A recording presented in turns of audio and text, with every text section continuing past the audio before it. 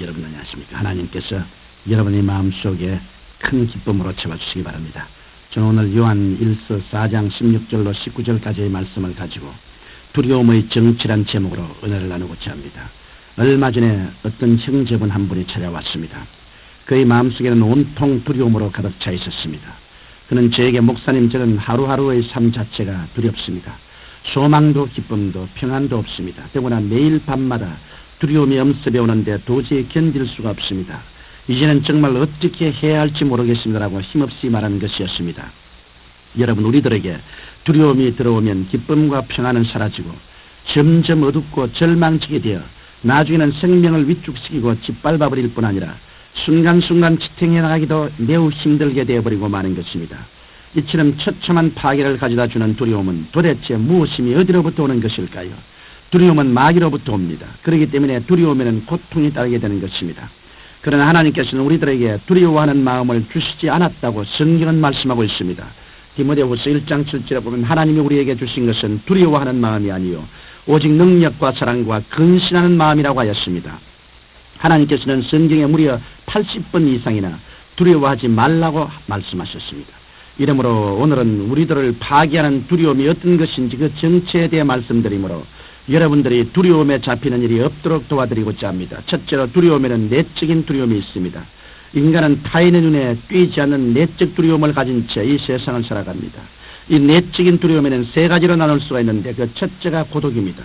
고독은 인간에게 말할 수 없는 두려움을 가져다 줍니다. 사람이 없는 데서 고독을 느끼는 것이 아니라 군중 속에서 가슴 저미는 고독을 느끼며 살아가는 것입니다.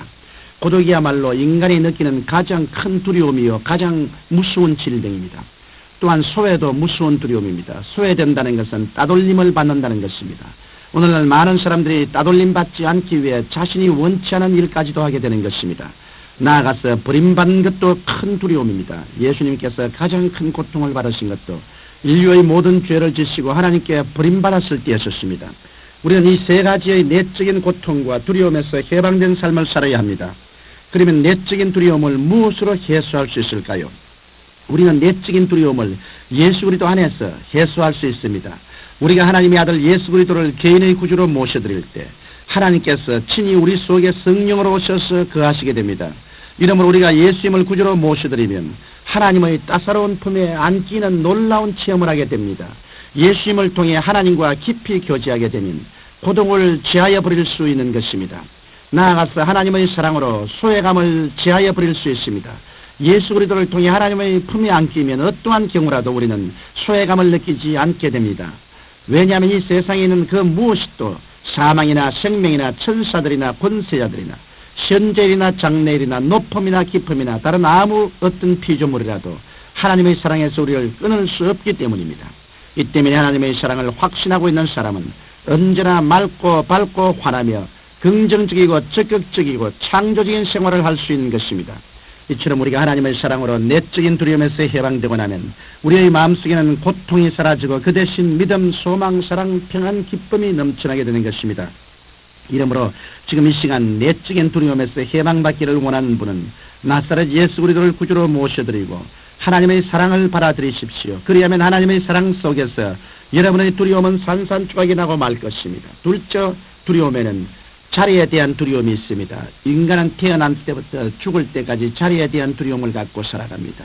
인간이 자리를 잃었을 때의 두려움은 이루 말할 수 없는 것입니다. 인간은 먼저 자신의 영혼이 거처할 자리인 육체를 질병이나 사고 그 밖에 전쟁으로 인해 상실하게 할까 두려워합니다. 또한 인간은 사회적인 자리를 잃어버릴까 크게 두려워하는 것입니다.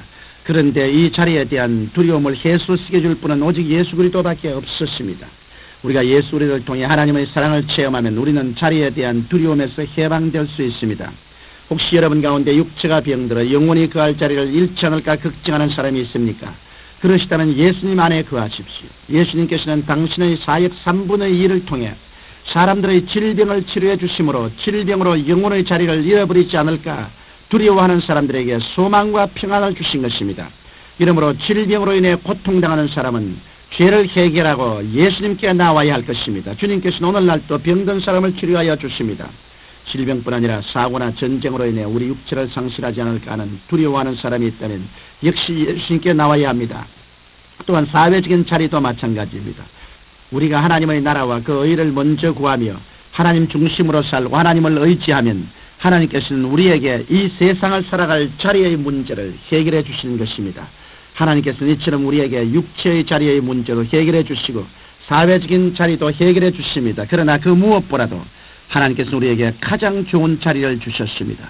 그것은 하나님의 자녀인 우리가 이 세상을 떠날 때 예수 그리스도와 함께 하나님 보좌 우편에 앉혀주실 바로 그 자리입니다. 이러므로 예수님을 믿는 사람들처럼 자리에 대한 확고한 약속을 받은 사람은 없습니다. 가장 고귀하고 확고한 자리를 마련하고 있는 사람은 바로 우리 주 예수님을 믿는 사람들인 것입니다. 셋째로 두려움에는 절망적 두려움이 있습니다. 이 세상에서 가장 절망적인 두려움은 죽음의 두려움입니다. 인간은 태어날 때부터 죽음의 그림자에 쫓기면서 살아갑니다. 인간에게 있어서 죽음의 두려움은 절실하고 절박합니다. 아무리 부귀영화 공명을 성처럼 쌓아놓았다 하여도 죽음이 임박하면 아무 소용이 없게 됩니다. 그러나 우리 그리스도인들은 죽음을 두려워하지 않습니다. 왜냐하면 영원한 삶이 보장되어 있음을 알기 때문입니다. 예수님께서는 요한복음 14장 6절에 내가 길이요 진리요 생명이니 나로 말미암지 않고는 아버지께로 올 자가 없나니라고 말씀하셨습니다. 우리는 예수님을 믿고 예수님과 함께 동행하기 때문에 죽음이 조금도 두렵지 않습니다. 우리에게 있어서 죽음이란 영원하고 풍성한 기쁨의 처소로 가는 과정에 불과한 것입니다. 우리는 그곳에 가면 이 세상에서처럼 그할 곳을 찾기 위해 싸울 필요도 없고 빼앗길까 싶어 두려워할 필요도 없습니다.